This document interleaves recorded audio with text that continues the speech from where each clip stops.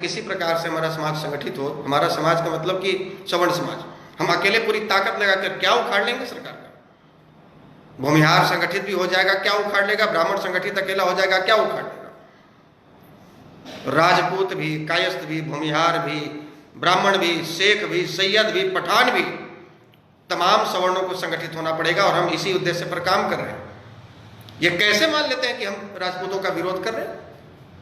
ये हमारा समाज राजपूतों का विरोध कर रहा है? पूरे बिहार में एकमात्र जिला ऐसा औरंगाबाद है जिसको राजपूत समाज का चित्तौड़गढ़ कहा जाता है।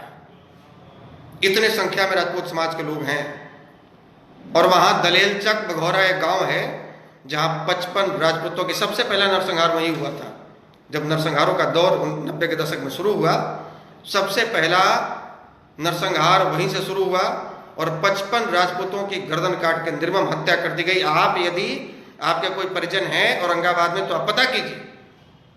यही पिसाए के सुशील पांडे जी रिश्ते में हमारे मामा लगते हैं, रजनीश पांडे जी मलवा ड्योरी, और भी सैकड़ों साथियों के साथ में दलेलचक पहुंचे। और जब वो लोग गांव छोड़कर भागने को मजबूर हुए थे, तमाम वो सब के सब यादव नक्सली थे जिन्होंने हत्या करी थी राजपूत भाइयों की। और वहां 72 घंटे तक गोलियां चली, लाशें बिछ गई, लाश के ढेरी लग गए। और इज्जत आबरू के लिए हम लोग खड़े हुए। नहीं कहना चाहिए लेकिन कहता हूं कि आप मेरे गांव से 2 किलोमीटर के बगल में लक्ष्मणपुर बात है, आप लोगों ने नाम सुना होगा।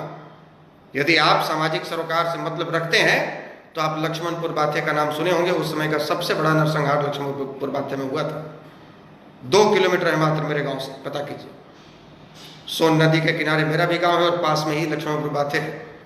और जिस समय बाथे में नरसंहार हुआ था, हम अपने गांव में थे, आवाज हमारे गांव तक आती थी।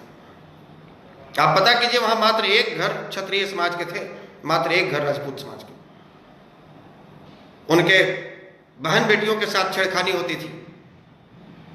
उन्हें पता चला कि मुखिया जी और उस समय के तत्कालीन सेना के लोग सोन नदी के उस तरफ भोजपुर में एक भोज के आयोजन में आए हुए हैं। वो क्षत्रिय भाई वहां पहुंचे। उन्होंने कहा हाथ जोड़कर कि हम अकेले एक घर राजपूत हैं तो क्या हमें जीने का अधिकार नहीं है? आप ये जो सेना बनाए हैं क्या केवल भूमिहारों और ब्राह्मणों की रक्षा के लिए बनाए? इससे राजपूतों की रक्षा नहीं की जाएगी?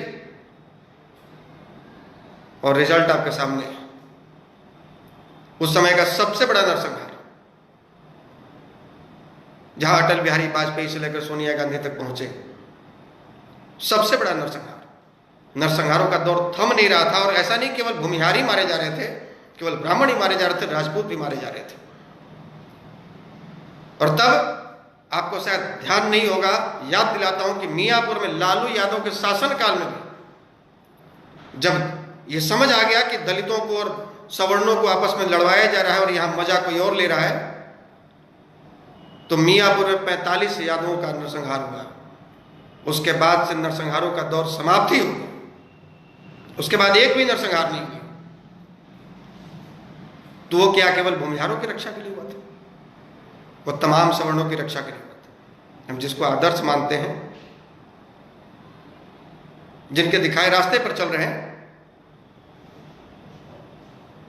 हम उनसे इतर होकर, उनसे अलग होकर कैसे काम कर सकते हैं?